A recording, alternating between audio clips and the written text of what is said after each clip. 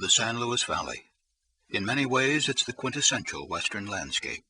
Rugged mountains, expansive valleys, and the kind of wildlife that needs room to roam. The valley floor features thousands of acres of desert, but underneath lies a vast ancient aquifer, fed and refilled by snowmelt from the mountains. So amid the desert, we find wetlands, seasonal streams, and even permanent lakes. Including birds, mammals, and insects, more than 70 rare species have been identified here. Signs of human habitation date back 11,000 years. Today it rates as some of the most productive land in the West. As the valley floor rises to greet the mountains, we also find one of the most unique sights on the American landscape, the Great Sand Dunes National Monument.